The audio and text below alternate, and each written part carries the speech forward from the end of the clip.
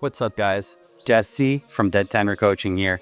And today I want to talk to you about how I felt stuck in the same body despite trying everything.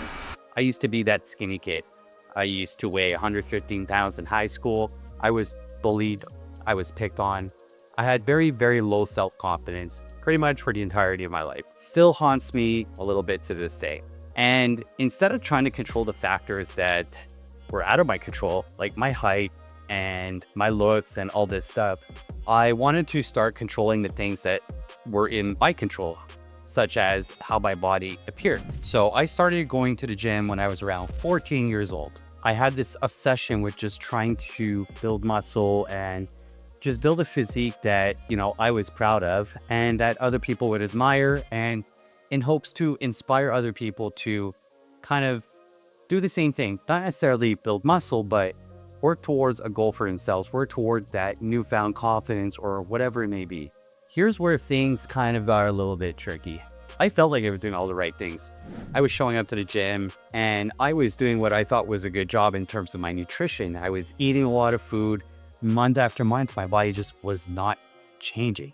So then you start getting in your head and you start to question certain things. Will my body ever change? Am I doomed in this current state of my body? Is there absolutely no way that I can build muscle? Is there absolutely no way that I can change physically to help boost my confidence? These were the thoughts that were going through my head almost on a daily basis until I started to really investigate things a little bit further. I thought that I was eating properly.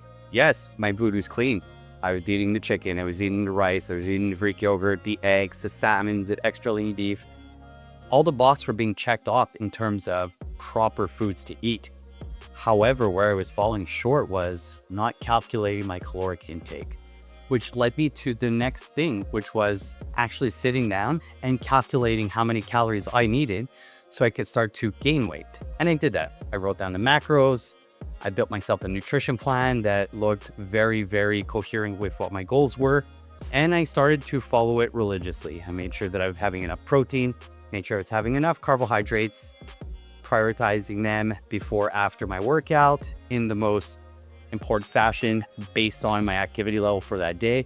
And then lastly, the fat sources. So at that point, I had a structured diet.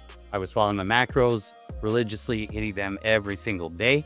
And I was still training 4 to 6 times a week, I would say. And the body started changing slowly. But I still realized that I wasn't really building the way I wanted to. And again, you start to get in your head, am I doing all the right things? Is the meal plan really, really good for me? So the next thing to address was the training, the recovery.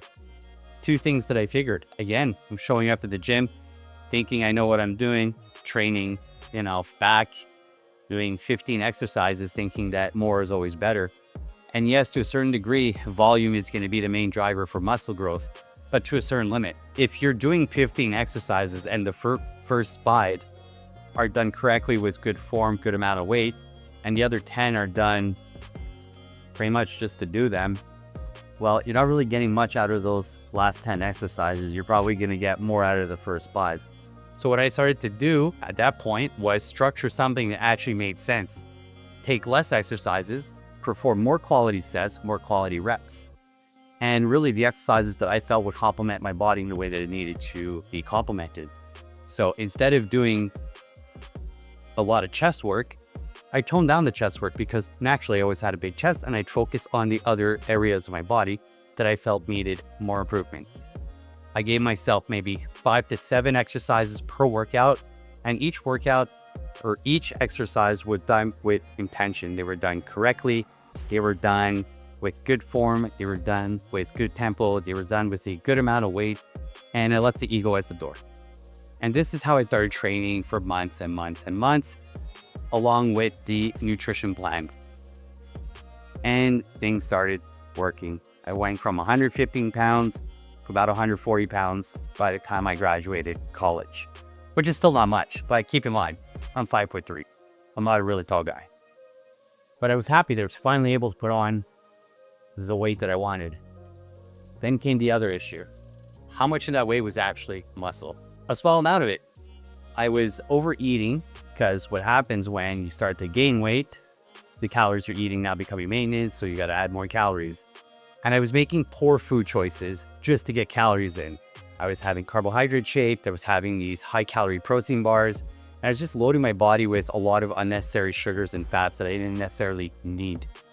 So then I started to make better food choices, and then my body started to repump as a consequence of making those better food choices. And I managed to bring my weight up to, I think, the highest of around 163 pounds.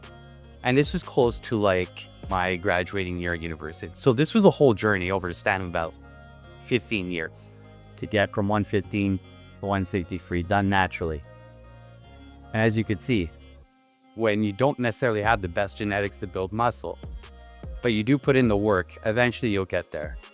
So I guess the main message that I'm trying to portray here is, if your body is not changing the way that you want it to, take a step back and investigate all of the systems. Calculate how many calories you're having. Do the calorie count match the goal that you're trying to reach?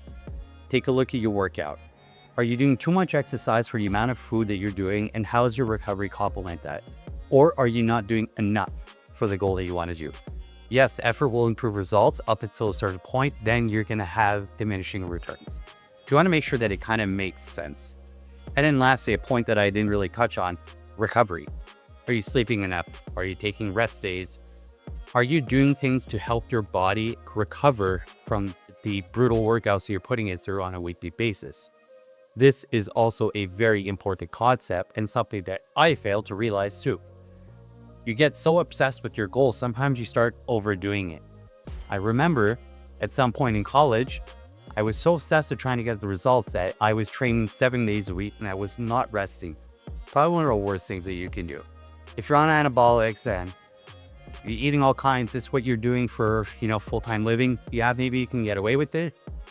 But when you're a student, working 2 jobs, you're probably not getting the adequate amount of sleep that you need because you're working and you're studying. Training 7 times a week is not a good look. So with that being said, if you're someone who's on your way to try to work towards a goal, whether it's building muscle or losing weight, first, you need to look at all of your metrics and dissect it one by one. Look at your nutrition. This is going to be the most important thing, whether you're trying to build muscle or burn fat. Is the way that you're eating aligned with your goals? If yes, move on to the next. Analyze your exercise. Is the way that you're exercising aligned with your goals? If yes, move on to the next. Recovery. Are you getting adequate amount of sleep? Are you supplementing correctly to help with the recovery? If yes, then good. Keep going. Sometimes results are not going to happen overnight. They compound day after day, month after month, year after year. Do not give up. A lot of people who are watching this are probably already on the right track. You just haven't given it enough time for you to get to where you want to be. So if you created all the systems and it looks good, try it for a good month or 2. If at the end of 1 or 2 months you have no recorded positive results, then you might need to change something. However, if you are seeing some sort of small changes, that means you're on the right track. Keep going. Don't stop.